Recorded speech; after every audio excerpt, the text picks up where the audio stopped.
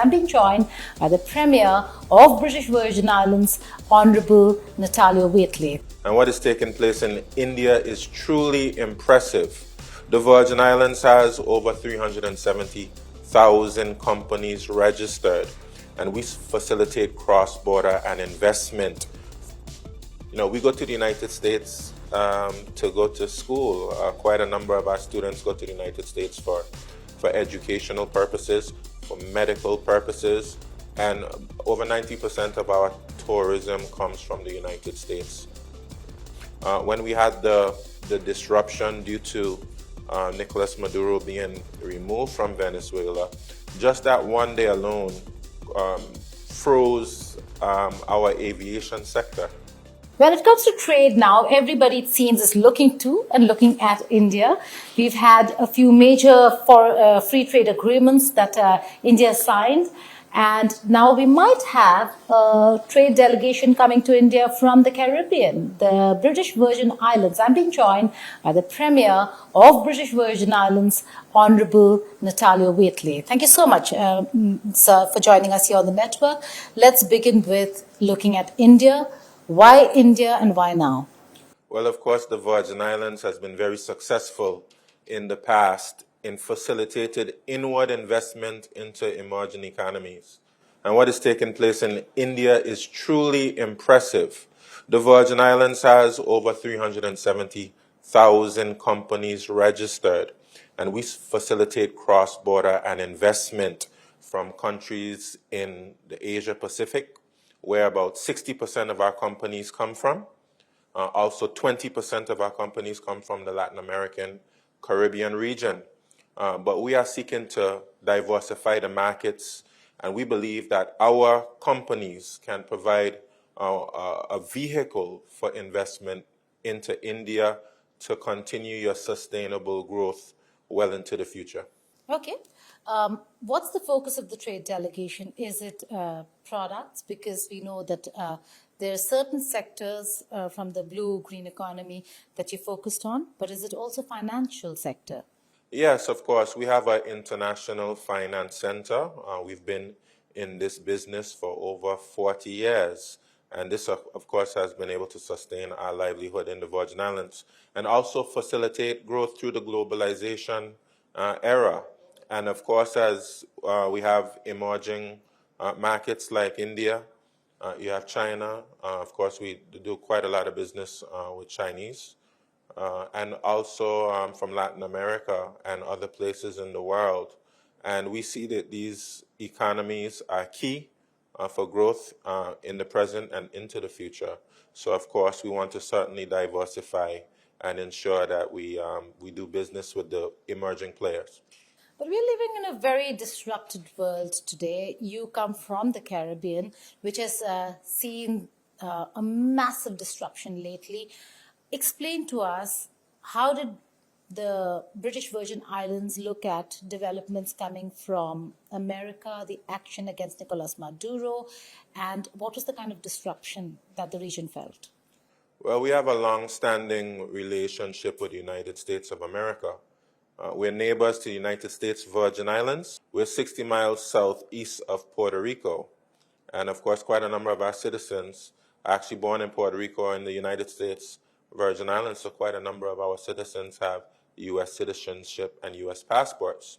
We go to the United States to go to school. Quite a number of our students go to the United States for educational purposes, for medical purposes, and over 90% of our tourism comes from the United States of America.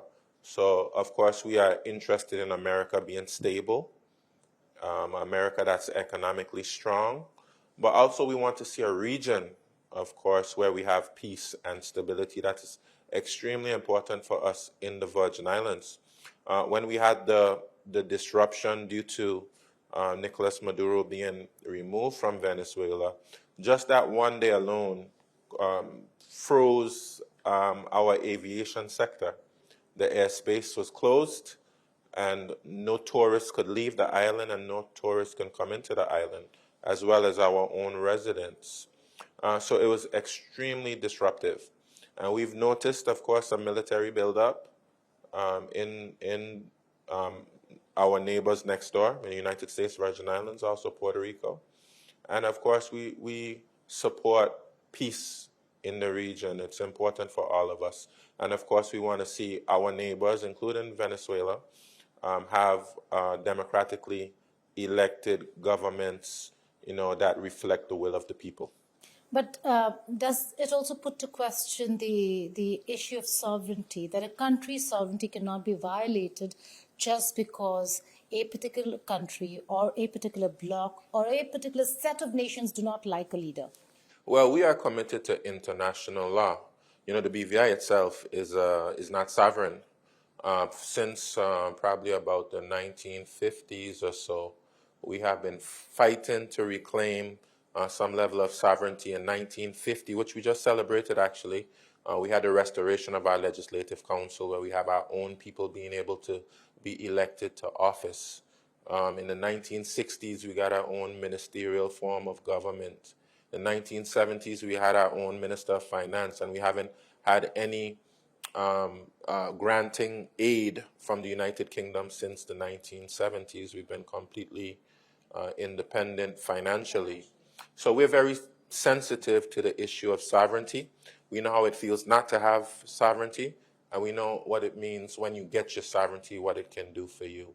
So certainly we support all nations all over the world, as the way that the United Nations mandates for us to have the ability to have our own sovereignty, which is something that the BVI certainly is striving towards. Premier Wheatley, you have good ties not just with the United States, but also with Venezuela and Cuba.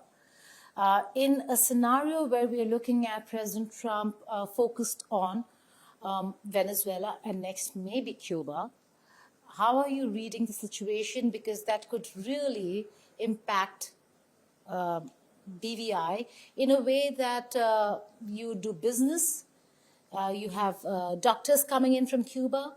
How will that be impacted? Well, certainly Cuba has made a sterling contribution to the region, especially as it pertains to persons and medical professionals who populate the region, our medical facilities, including the Virgin Islands.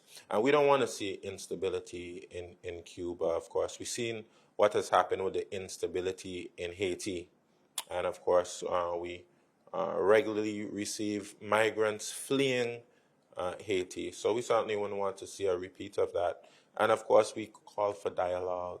And of course, through the United Kingdom, we've communicated, of course, that our goal, our aspiration is that all the big players can get together and have dialogue, and so that we can have stability in the region, which is so important for all of us, not just for our economies, but for our very livelihoods. Okay, final question before I let you go. We're here at the World Government Summit in Dubai.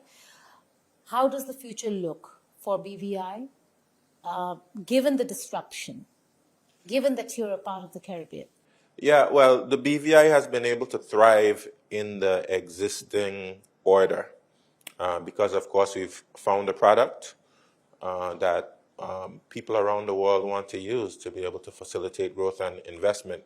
And the BVI has grown economically with the growth of globalization. But of course, we see that that existing world order is under threat, under strain, and it's under scrutiny. But it's not necessarily a bad thing for the world, because we believe that we have to create a world order which is fair, which is just, which is equitable, so that we are less vulnerable to trade disruptions. Where, of course, we have climate change, a big challenge for the Virgin Islands. We were disrupted and impacted by 2 Category 5 hurricanes in 2017, wiped out 200% of our gross domestic product, and we were able to rebuild. But we want to see a world where those who are most vulnerable to climate change, even though we don't cause the carbon emissions which lead to climate change and these devastating hurricanes, that we have something called climate justice. That, of course, we are able to access resources to be able to adapt and also to mitigate against the ill effects of climate change. And we just want fairness across the board, that the rules, the international law is respected by all of the players in the world. And this is the type of world we're looking at. And we believe that the World Governments Summit has been extremely important. I think the United Arab Emirates has shown great leadership in bringing the world together to have these discussions in a way that's different from other places who have these kind of discussions, Davos, etc., where people like the BVI have a voice in these type of summits.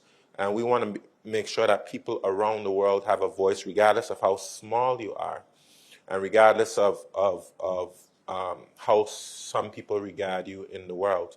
You know, we have a voice, and we want that voice to be heard, and it has been heard here at the World Government Summit, and for that we're extremely grateful. A voice that wants to be heard on climate justice, fairness, and equity. Premier Natalio Wheatley, thank you so much for joining us here. Thank you so much. I appreciate the opportunity. Thank you. Yes.